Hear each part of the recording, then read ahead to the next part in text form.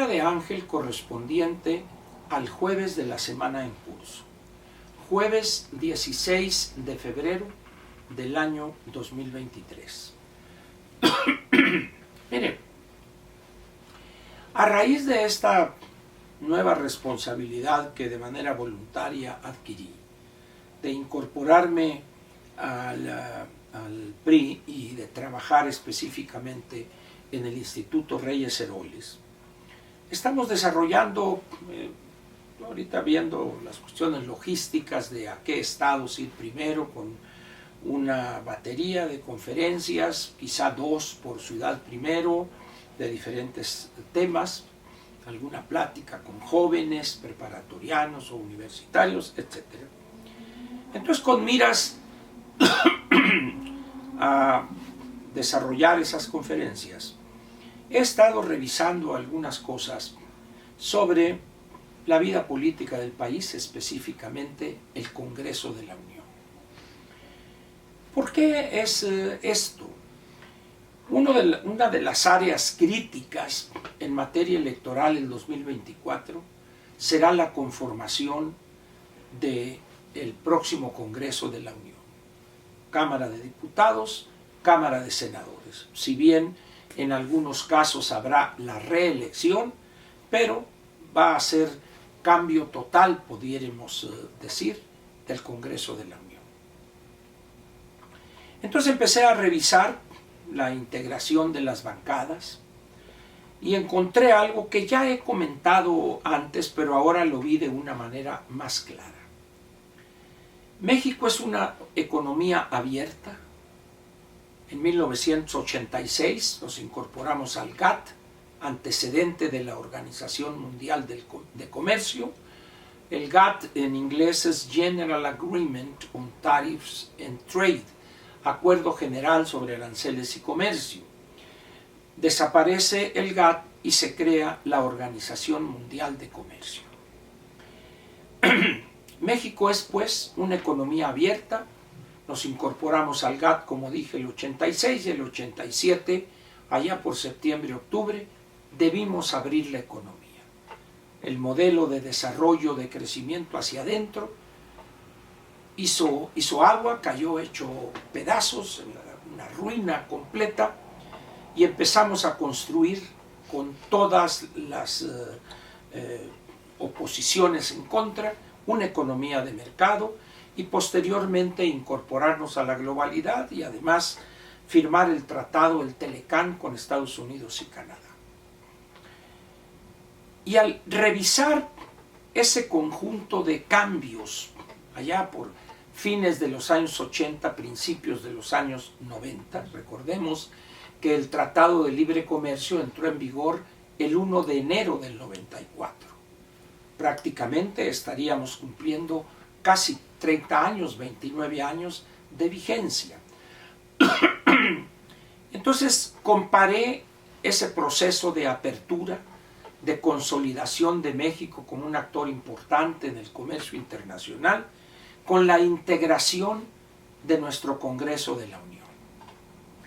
Y de 628 legisladores, 500 diputados y 128 legisladores, fue una sorpresa sumamente desagradable y triste para mí revisar y ver y comprobar que prácticamente de 628 legisladores no hay uno solo que sea un verdadero empresario y que exponga y defienda posiciones en favor de la empresa privada y su fortalecimiento y posterior desarrollo en el Congreso de la Unión.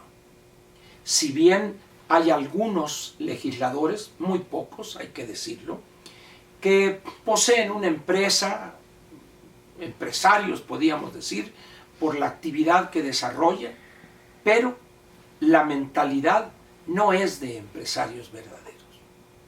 De tal manera que es uno de los grandes absurdos este país. Tenemos una economía abierta, un modelo de economía de mercado donde el papel de la iniciativa privada, de los empresarios, es fundamental para la inversión, para la creación de fuentes de empleo permanente y para el crecimiento de la economía. Y no tenemos una fracción en el Congreso de la Unión que represente verdaderamente la visión, los problemas y las posibles soluciones de esos problemas del empresariado mexicano. Preferimos tener a una loquita por ahí que anda con una mazorca de maíz transgénico diciendo este es el maíz que debemos defender porque sin maíz no hay país. No, se equivoca. Es una senadora suplente del Florero de Bucareli. ¿Se acuerdan ustedes de Olga Sánchez Cordero? Su suplente era esta loquita Jesusa, se le conoce, no recuerdo sus apellidos, y que maneja esa frase, sin maíz no hay país, ¿no? Está rotunda y completamente equivocada. ¿Cuál es el elemento fundamental para que haya país en esta nueva etapa de México desde que se abrió el 87? Sin empresarios o sin inversión privada no hay país. Para que verdaderamente haya un país moderno, un país productivo, debe haber empresarios. Y resulta, como dije hace un momento, que en nuestro Congreso de la Unión, los empresarios, su visión, sus planteamientos brillan por su ausencia. Qué lamentable es esto, que el motor de la economía no esté representado de una manera importante en el Congreso de la Unión. ¿Quién expone la necesidad de este cambio o de aquel? ¿Quién expone en el Congreso las dificultades que tienen los empresarios para operar, los problemas que enfrentan en materia de seguridad, de burocracia, de disposiciones absurdas de la burocracia municipal, estatal y federal? Nadie.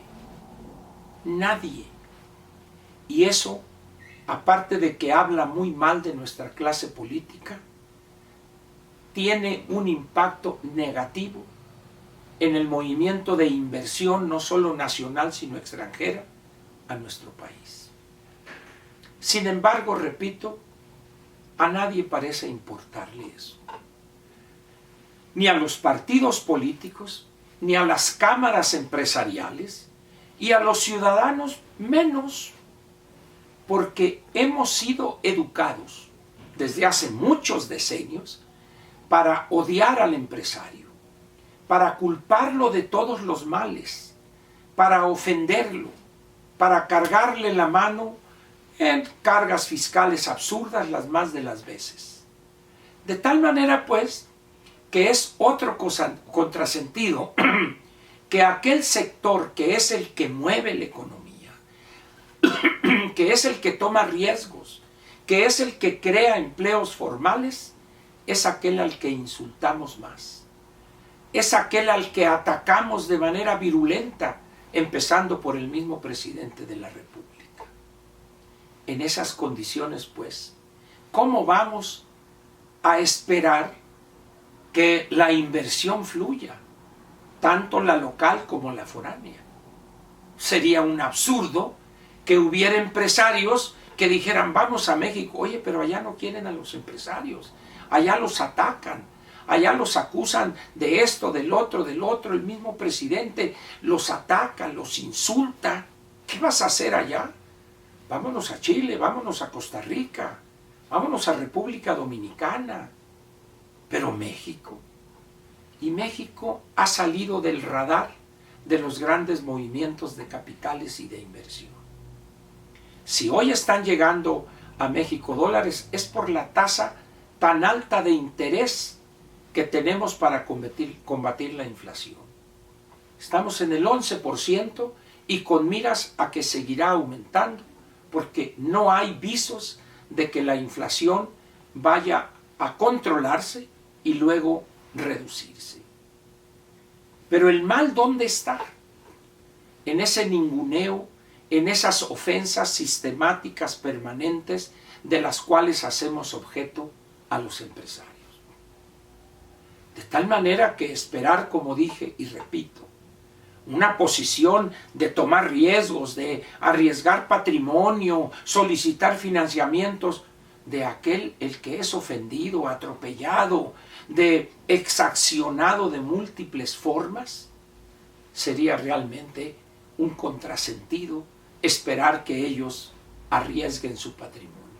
Preferirían y preferirán, y lo están haciendo, irse a Estados Unidos o a Centroamérica o quizá a algunos países en Sudamérica, como es el caso de Chile, por ejemplo. ¿Qué hace la clase política para combatir eso? Absolutamente nada. Se pliega o a las visiones del bulto o a esa visión aceda, antihistórica que tiene nuestra clase política. Por eso, en la plática de ayer, en la plática con Ángel, recomendé un libro que hoy recomiendo otra vez, Delirio Americano, del doctor Carlos Granés. Si usted quiere entender por qué nuestra clase política piensa así, por qué nuestra sociedad piensa como hoy expresa, sin sustento alguno, hay que leer ese libro. Esa parte de la historia del sexto decenio del siglo XIX a la fecha, y en este libro va a encontrar usted de una manera clara las razones por las cuales nuestra clase política, nuestros partidos políticos, sus dirigencias piensan con esa visión aceda y caduca, donde la más caduca y la más aceda es la del bulto y sus cercanos y sus funcionarios. Por eso yo le pediría, además de que lea este libro, El Delirio Americano, del doctor Carlos Granés, que piense que cómo es posible que en una economía abierta, en un país integrado a las grandes corrientes del comercio internacional, no haya en 628 legisladores un solo verdadero empresario, que además se pare en la tribuna del Senado y del Congreso a defender a los empresarios, a señalar que no debemos insultarlos, por lo contrario, debemos impulsarlos, estimularlos, facilitar su labor, que es invertir y crear empleos, crear empresas, fuentes de empleo formal, fuentes permanentes de ese empleo. Por eso estamos como estamos, por eso nunca progresamos, dice la canción. Le agradezco su presencia aquí en la Mañanera de Ángel y nos vemos mañana viernes para cerrar una semana más. Muchas gracias.